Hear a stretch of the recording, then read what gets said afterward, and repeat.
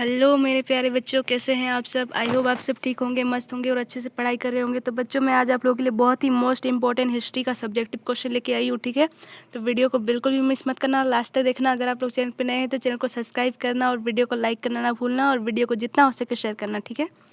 तो चलो, आज का हमारा पहला क्वेश्चन क्या है, देखिए। तो आज का हमारा पहला जो क्वेश्चन है, देखिए।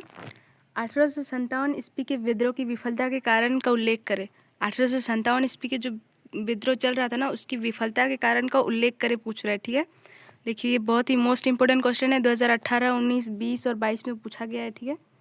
तो बिल्कुल भी अच्छे से ध्यान दो, अच्छे से ध्यान दे के पढ़ो। आप लोगों का एग्ज़ाम 2-3 दिन बाद है, ठीक है। तो चलो आंसर देखिए। 1857 के विद्रोह की असफलता के कुछ महत्वपूर्ण कारण इस प्रकार हैं, ठीक है। बिल्कुल ऐसे ही पॉइंट बाय पॉइंट लिखना है, पॉइंट बना बना के लिखिएगा तो बहुत अच्छे मार्क्स मिलेंगे, ठीक है, एग्जाम में। तो देखिए आंसर क्या है। पहला पॉइंट है, यह विद्रोह किसी सकारात्मक विचारधारा से प्रेरित नहीं थी। इसके पीछे कोई उच्चतम राजनीतिक प्रणाली नहीं थी, क्योंकि ये जो विद्रोह हुआ था ना, ये विदेशी व्यापार को हटाने के लिए विद्रोह हुआ था, ठीक है। तो चलिए देखिए आंसर। उच्चतर राजनीतिक प्रणाली स्थापित करने की विचारधारा भी नहीं थी। विद्रोह की ना तो कोई सुनियोजित कार्यक्रम था और ना धन की कोई अस्थायी व्यवस्था थी। विद्रोह का केवल एक ही मकसद था, विदेशी शासन को समाप्त करना। ये विदेशी शासन को समाप्त करने के लिए ये 1857 का विद्रोह स्टार्ट हुआ था, ठीक है। इसका कोई राजनीतिक से कोई लेना देना नहीं था, ना ही धन से, ठीक है। तो चलिए दूसरा पॉइंट देखिए। दूसरा पॉइंट क्या है, विद्रोही नेता कौन कौन थे। तो विद्रोही नेता में राजनीतिक नेतृत्व, सैनिक अनुभव और सामरिक दूरदृष्टि का अभाव था। उनमें से किसी नेता को दिल्ली के पतन के परिणामों के आभास नहीं था, ठीक है। दिल्ली के परिणामों का आभास उनके नहीं था। उनमें जो नेता थे ना, उनको दिल्ली का मतलब दिल्ली के जो पतन होने के जो परिणामों का ना, उनको आभास भी नहीं था, उनको पता ही नहीं था। उनके द्वारा इसकी संयुक्त सुरक्षा के लिए कोई उपाय नहीं किए गए, ठीक है। इस कारण भी ये विद्रोह विफल रहा, ठीक है। 1857 का विद्रोह पूछ रहे हैं ना, 1857 का विद्रोह क्यों विफल रहा, तो वही का आंसर दे रहे हैं। तीसरा पॉइंट क्या है, विद्रोहियों में अनुशासन की कमी थी और उनकी निष्ठाएं स्थानीय शक्तियों के प्रति ज़्यादा थी। बौद्धिक दृष्टि से वे अपने शत्रु की तुलना में कुछ भी नहीं थे।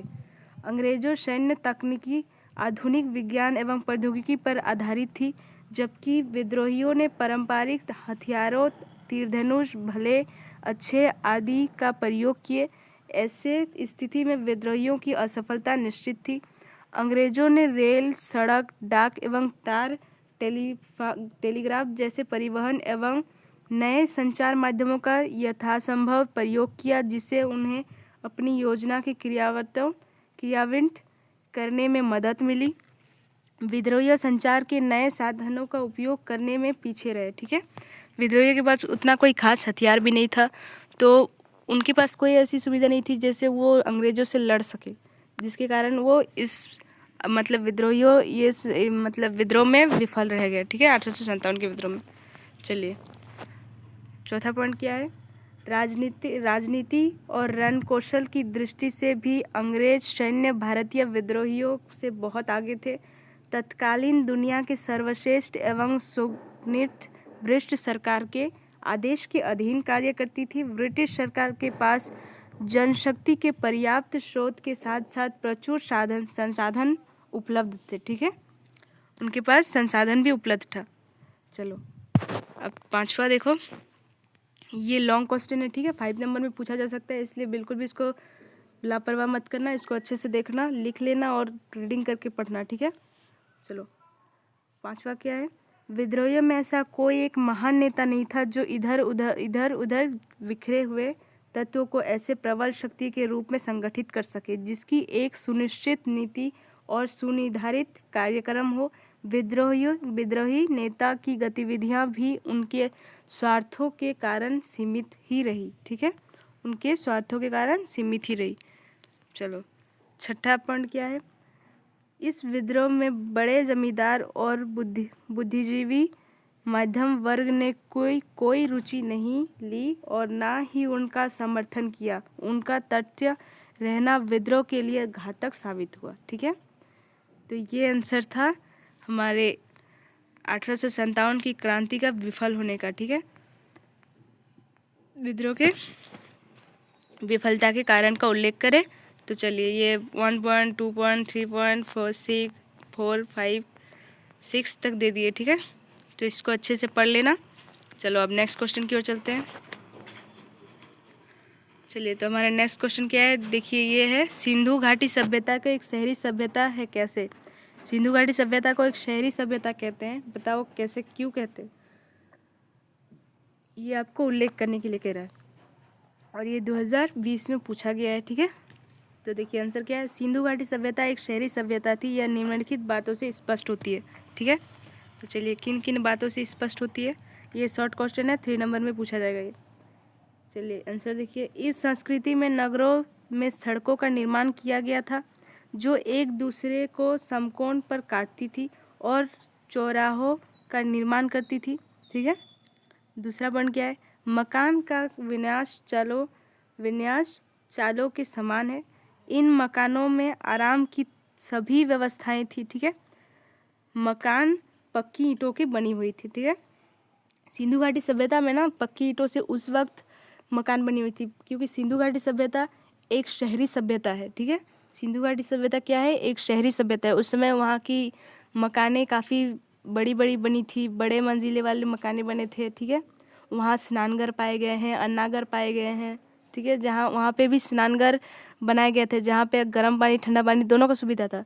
फिर वहाँ पे सड़कें भी थी। ठीक है, वहाँ सड़कों के किनारे नालियाँ भी थी, चबूतरे बने हुए थे। ठीक है, नालियों के द्वारा वहाँ पे मतलब जैसे आजकल सब उन लोग पूरा प्लानिंग के साथ घर को बनाए, पहले नालियों को बनाते थे, सड़कों को बनाते, उसके बाद घर को बनाते थे। ठीक है, तो उनकी सुविधाएं कहीं ना कहीं शहरी सभ्यता थी और बहुत ही अच्छी थी। आजकल भी उतनी अच्छी सभ्यता, मतलब उतनी अच्छी चीज़ें नहीं बनाई जा रही है। आजकल सड़क दूसरा बन रहा है, तो नलियाँ गलत बन रहे हैं, घर गलत बन रहे हैं। तो पहले वैसे नहीं था, उनको सभ्यता में घर बहुत अच्छे बने थे, पक्की ईंटों के मकान थे, सड़कें भी बनी थी, सड़कों के किनारे चबूतरे बने थे, सड़कों के किनारे नालियाँ बनी थी जिससे घर का पानी निकलता था। ठीक है, बहुत ही मतलब बहुत ही अच्छी चीज़ थी वहाँ पे, वो शहरी सभ्यता थी। आपको अगर क्वेश्चन में ऑब्जेक्टिव क्वेश्चन में आएगा तो हड़प्पा सभ्यता कौन सी सभ्यता थी, तो वो शहरी सभ्यता थी। ठीक है, हड़प्पा सभ्यता को सिंधु घाटी सभ्यता भी कहते हैं, क्योंकि ये सिंधु घाटी नदी के किनारे स्थित है, इसलिए इसको सिंधु घाटी सभ्यता भी कहते हैं। तो सिंधु घाटी सभ्यता और हड़प्पा सभ्यता में कंफ्यूज नहीं होना है, दोनों एक ही है। ठीक है, हड़प्पा सभ्यता को सिंधु घाटी सभ्यता कहते हैं और सिंधु घाटी सभ्यता को हड़प्पा सभ्यता कहते हैं। तो चलो आगे चलते हैं। तीसरा पॉइंट क्या है, नगरों के गंदे पानी को निकालने के लिए पक्की टंकी नालियाँ की व्यवस्था की गई थी। देखिए मैंने आपको बताया ना, नालियाँ की भी, गंदे पानी को निकालने के लिए नालियों का भी व्यवस्था था।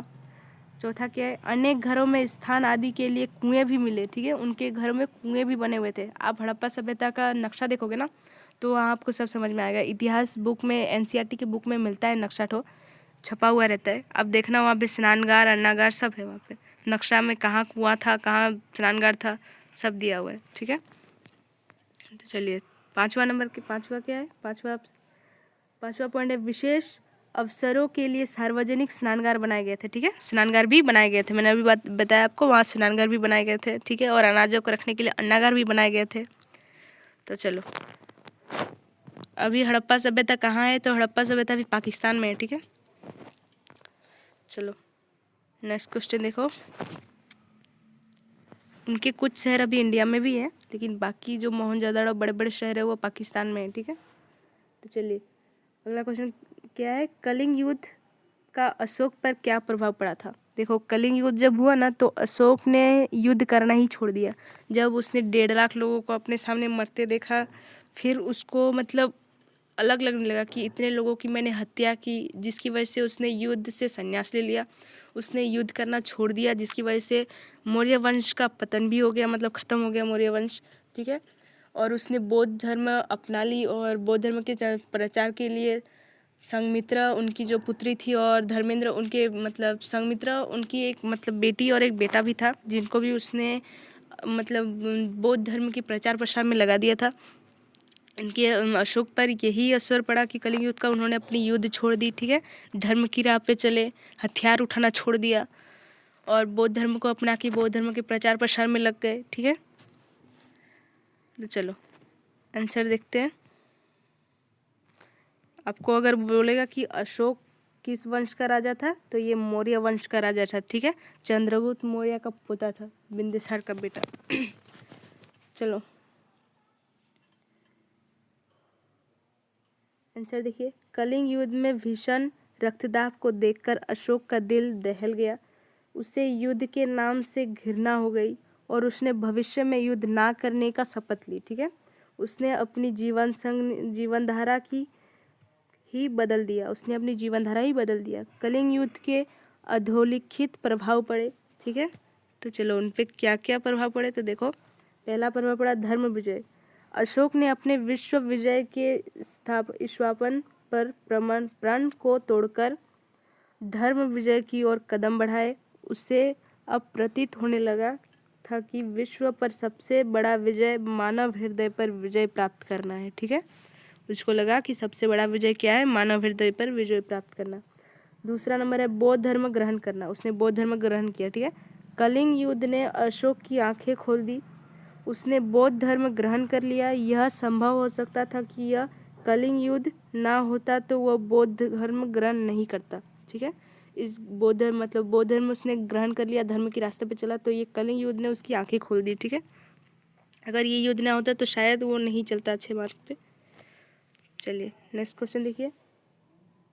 जीवन शैली में परिवर्तन। उनकी जीवन शैली में क्या परिवर्तन आया महाराज अशोक के, तो देखिए कलिंग युद्ध से पूर्व अशोक ने भी अपने पूर्वजों की भांति युद्ध लड़े, शिकार खेले, मांसाहार किया और विलासिता का जीवन बिताया, परंतु इस युद्ध ने उसकी जीवनधारा को ही बदल डाला। वह अहिंसा का पुजारी और दीन दुखियों का रक्षक बन गया, ठीक है। दीन दुखियों का रक्षक बन गया। देखो अशोक जो है ना, वो पहले जैसे राजा के घर में मतलब लड़ाई झगड़े उसने भी किए हैं, अशोक ने बहुत ज़्यादा किए हैं। अशोक ने अपने 99 भाइयों को मार के वो राजा बना था, ठीक है। अशोक अपने 99 भाई, उसके 99 भाई थे जिनको उसने खुद ही मार दिया और वो राजा बना था, तो उसने बहुत पाप किए थे। फिर उसको कलिंग युद्ध में ये रियलाइज़ हो गया कि नहीं मैं गलत कर रहा हूँ, उसे वो एहसास हो गया, ठीक है। फिर उसने बौद्ध धर्म अपना लिया और कभी युद्ध नहीं किया, हथियार नहीं उठाया, जिसकी वजह से बाकी राज्य के जो राजा थे उन पर अटैक कर दिए और मौर्य वंश का पतन हो गया, ठीक है। मौर्य वंश का विनाश हो गया। देखो आपसे कोई अटैक करेगा, आप लड़ोगे नहीं तो वहाँ तो विनाश होगा ही। तो अशोक हथियार उठाना ही छोड़ दिया था, तो उसने और कैसे लड़ाई करता वो, फिर तो उसका वंश का विनाश होना ही था। चलो चौथा क्या है, निर्बल सैनिक संगठन। चौथा था निर्बल सैनिक संगठन। युद्ध नीति का त्याग करने के साथ ही सेना का मनोबल गिर गया, ठीक है। देखो जब अशोक ने युद्ध नीति त्याग दी तो सेना का मनोबल भी गिर गया। मौर्य साम्राज्य के पतन लिए सेना काफ़ी हद तक उत्तरदायी है, ठीक है। मौर्य साम्राज्य का पतन हुआ जिसकी वजह से सैनिकों भी काफ़ी उत्तरदायित्व है कि उन्होंने भी युद्ध नहीं किया, उनके महाराज ने नहीं किया तो उन्होंने भी नहीं किया, ठीक है, जिसकी वजह से मौर्य वंश का पतन हो गया, ठीक है। चलो अब नेक्स्ट क्वेश्चन देखिए। आई होप आपको समझ में आ गया। ये इतने अच्छे से समझा दिया फिर भी नहीं समझ में आया। मैंने जिस हिसाब से समझाया मुझे लगता है आप 2-3 पेज लिख लोगे, वहाँ पे कम से कम 2-2.5 पेज तो लिख पाओगे। चलो नेक्स्ट क्वेश्चन देखिए। वहाँ पे कुछ नहीं, बस अशोक के बारे में वहाँ कहानियाँ लिख देना, उसका उसने क्या किया, किसका बेटा था, कब किया, ठीक है। चलो नेक्स्ट क्वेश्चन देखिए। गुप्तकाल के इतिहास के स्रोतों का वर्णन करें। गुप्तकाल के इतिहास के स्रोत मतलब गुप्तकाल जो था ना, उसके इतिहास के बारे में क्या था, उसके इतिहास में क्या क्या चीज़ें हुई थी, ये चीज़ आपको वर्णन करने के लिए कह रहा है, ठीक है। तो चलिए गुप्तकाल के आंसर देखिए। गुप्तकाल के इतिहास के स्रोत निम्नलिखित है। क्या क्या है, साहित्य स्रोत, ठीक है। साहित्य स्रोत है विशाखदत्त ने देवी चंद्रगुप्तम और मुद्रा राक्षसम लिखा था, जो गुप्तों के उदय के बारे में विवरण प्रदान करता है। चीनी यात्री पहियान द्वारा छोड़े गए सामाजिक, आर्थिक और धार्मिक पांडुलिपि जो चंद्रगुप्त द्वितीय के शासनकाल दौरान भारत आया था, ठीक है।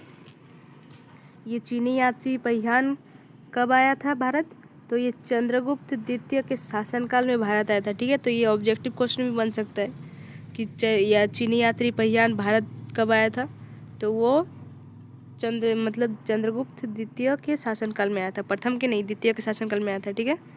चलो दूसरा पॉइंट क्या है, तो दूसरा पॉइंट है शिलालेख। मेहरौली लो स्तंभ शिलालेख, इसमें चंद्रगुप्त की उपलब्धियां लिखी गई है।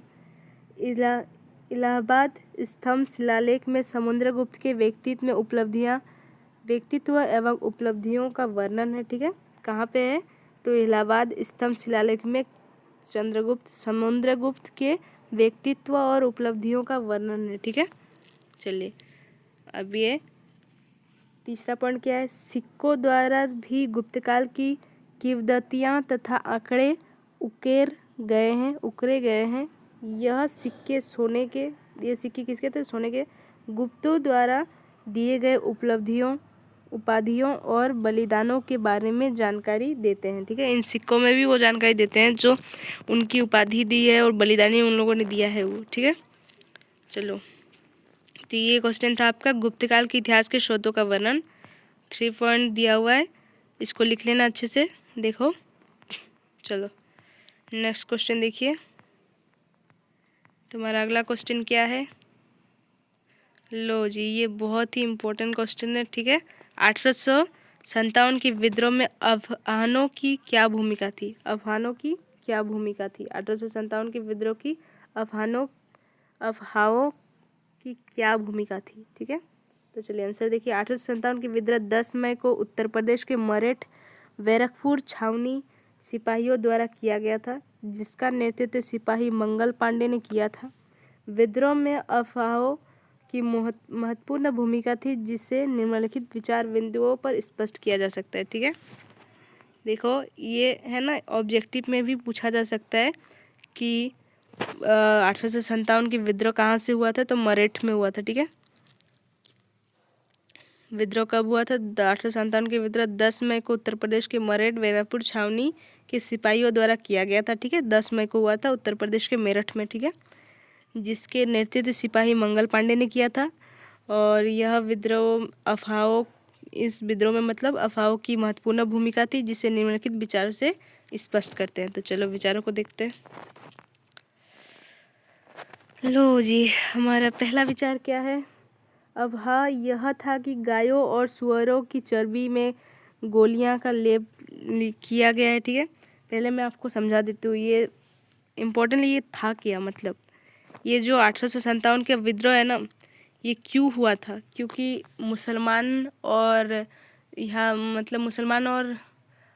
हिंदू थे ना, 2 थे, वो दोनों ही सिपाही में थे। तो बम जो बनते थे ना उसमें, जिसे आप लोग मुंह से तोड़ के आप फेंकोगे तो फटेगा। ठीक है, ऐसे जो युद्ध में यूज़ किए जाते हैं, आप लोग फिल्मों में देखे होंगे, मुंह से वो निकालता है सूता धागा, फिर वो देता है, मतलब तो वो ब्लास्ट होता है। तो उस समय भी ऐसा था, पर उस समय कहा गया है कि उन बम को सुअर की चर्बी और गाय की चर्बी से बनाया गया है। ठीक है, जिसकी वजह से हिंदुओं गाय की चर्बी से प्रॉब्लम थी और मुसलमानों को सुअर की चर्बी से प्रॉब्लम थी। ठीक है, जिसकी वजह से ये विद्रोह हुआ था कि ये नहीं चलेगा बोल के। अंग्रेज लोग उसमें अपनी मनमानी करते थे ना, तो हिंदुओं को गाय की चर्बी से प्रॉब्लम थी। गाय को हम माता बोलते हैं, उनके कुछ नहीं, मतलब उनके मांस मछली हम लोग नहीं खाते, मांस नहीं खाते हम गाय के, क्योंकि हम हिंदू हैं। और मुसलमान लोग तो गाय खाता है, उनको कोई प्रॉब्लम नहीं है, लेकिन हिंदू मुस्लिम लोग सुअर नहीं खाता है, जबकि हिंदू के कुछ लोग सुअर खाते हैं, बट हम लोग तो नहीं खाते हैं ना, इसलिए दोनों को प्रॉब्लम था। उनके सुअर से मुसलमान को प्रॉब्लम था और गाय से हिंदू को प्रॉब्लम था, जिसकी वजह से ये जो विद्रोह हुआ था। ठीक है, तो चलो आंसर देखो। पहला क्या है? अफवाह ये फैली थी वो उसमें कि बम में सुअर और गाय की चर्बी है गोलियों में। ठीक है, तो यह अफवाह यह था कि गायों और सुअरों की चर्बी से गोलियां का लेप किया जाता है। उन गोलियों को काटने में उनकी जाति और धर्म भ्रष्ट हो रही है। ठीक है, उन गोलियों को काटने में उनकी जाति और धर्म भ्रष्ट हो रही है, हिंदुओं की भी और मुस्लिम की भी, क्योंकि मुस्लिम सुअर से नहीं करते और हिंदू गाय से।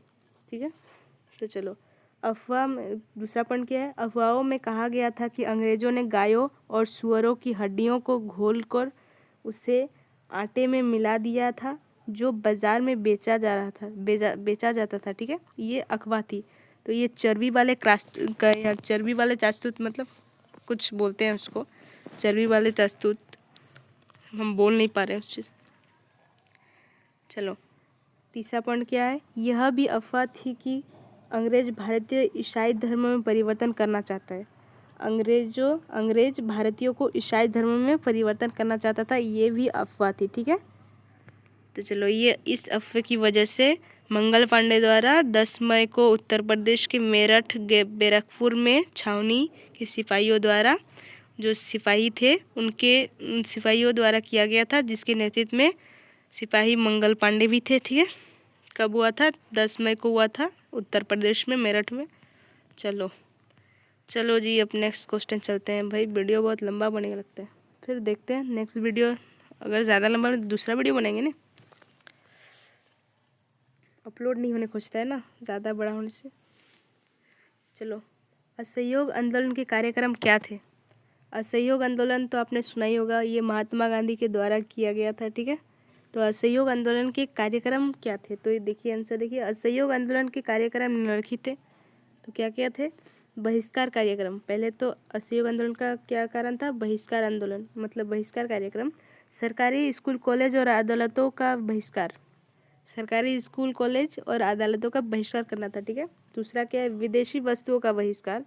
ठीक है, एक बार ऐसा हुआ था कि विदेशी वस्तु को सब जला देते थे यहाँ भारत के लोग, कि हम लोग अंग्रेज़ों की कोई चीज़ इस्तेमाल नहीं करेंगे। चलो, तीसरा क्या है? 1914 के माले मिट्टो सुधारों के सुझाव के अनुसार काउंसिल चुनाव का बहिष्कार। ठीक है, सुझावों के अनुसार क्या था? काउंसिल चुनावों का बहिष्कार किया। चौथा क्या है? स्थानीय निकायों में नामांकित सीटों से भारतीय के सदस्यों का इस्तीफा। ठीक है, स्थायी निकायों में नामांकित सीटों से भारतीय के सदस्यों का इस्तीफा। पांचवा क्या है? उपाधियों और मानद कार्यालयों का समर्पण। ठीक है, उपाधियों और मानद कार्यालय का समर्पण। ठीक है, और छठा क्या था? देखिए, सरकार द्वारा आयोजित कार्यों में भाग लेने का इनकार। ठीक है, क्योंकि तब तो अंग्रेज सरकार था, फिर काहे भाग लेंगे। तो ये तो असहयोग आंदोलन बहिष्कार के लिए चलाया गया था। ठीक है, चलो, अब दूसरा पॉइंट क्या है? स्वदेशी कार्यक्रम। ठीक है, स्वदेशी कार्यक्रम, दूसरा पॉइंट में स्वदेशी कार्यक्रम है। स्वदेशी कार्यक्रम का पहला पॉइंट क्या है?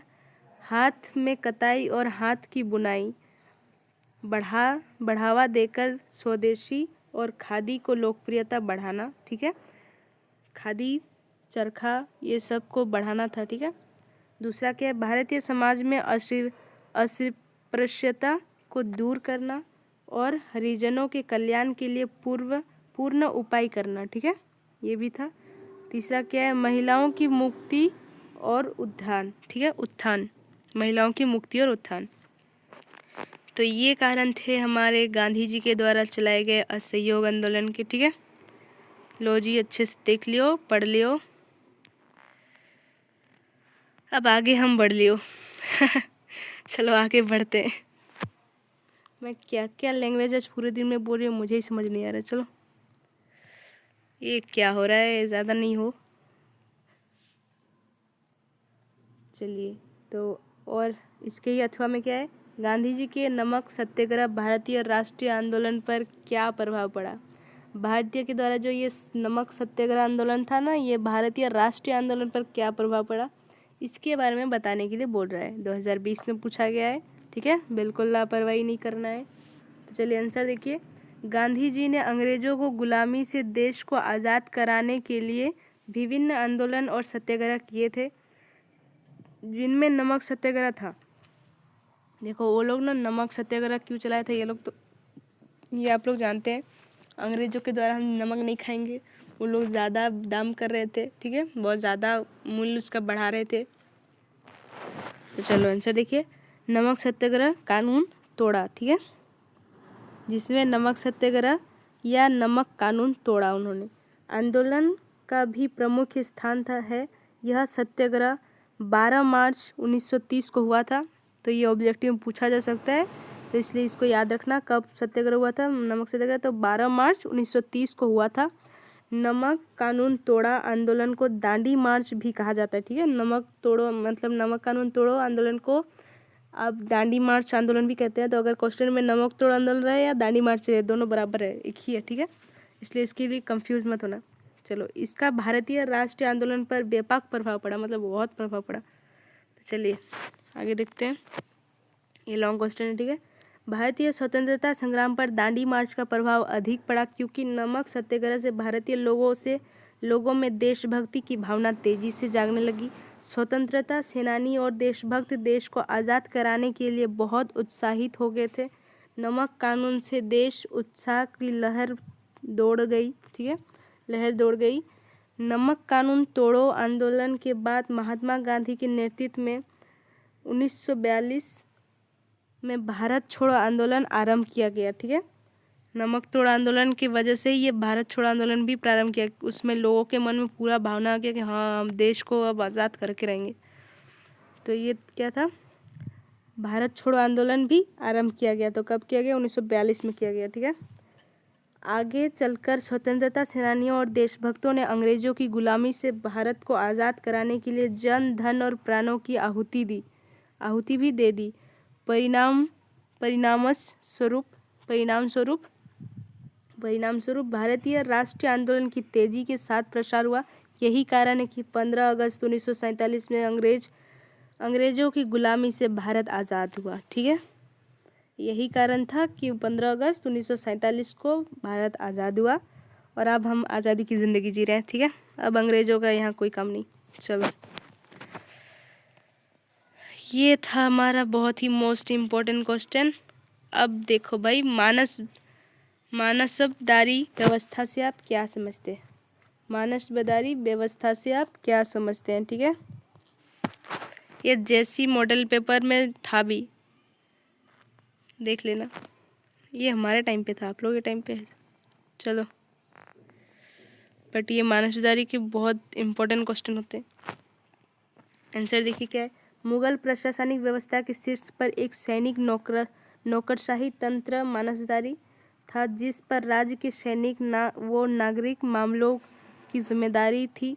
कुछ मानसबदारों के नगदी भुगतान किए जाता था, जबकि उनमें से ज़्यादातर को साम्राज्य के अलग अलग हिस्सों में राजस्व भुगतान किए जाता था, जबकि उनमें से जागीरदार को साम्राज्य पर उनका तबादला किया जाता था, ठीक है। तो ये आंसर था हमारा मानसबदारी। ये 3 नंबर में पूछ सकता है, ठीक है। चलो नेक्स्ट क्वेश्चन देखिए। प्रत्यक्ष कार्यवाही दिवस कब और क्यों मनाया जाता है। तो ये जो प्रत्यक्ष कार्यवाही दिवस है ना, ये कब और क्यों मनाया जाता है पूछ रहा है, ठीक है। तो देखिए आंसर क्या है। मुस्लिम लीग 16 अगस्त 1946 में प्रत्यक्ष कार्यवाही दिवस मनाया गया था। प्रत्यक्ष कार्यवाही दिवस इसलिए मनाया गया था क्योंकि भारत विभाजन हो सके और एक अलग पाकिस्तान देश का गठन किया जा सके। इसमें मुस्लिमों का हित भी सुरक्षित रखा जा सके, ठीक है। इसलिए ये प्रत्यक्ष कार्यवाही दिवस मनाया गया था 16 अगस्त 1946 को, ठीक है। जबकि देश उस वक्त आज़ाद भी नहीं हुआ था, तभी उन लोग पाकिस्तान बनाने के बारे में सोच रहे थे। तो अच्छी बात है। चलो, अब हम आगे की वीडियो ना नेक्स्ट वीडियो में करेंगे, वरना मुझे अपलोड करने में दिक्कत हो जाएगी, ठीक है। इसलिए आगे क्वेश्चन में और एक वीडियो ला रही हूँ, इसलिए बिल्कुल भी बने रहना और फिर आ रहा है उसको भी देख लेना, ठीक है। चलो, अब नेक्स्ट वीडियो में मिलते हैं। Okay, bye bye.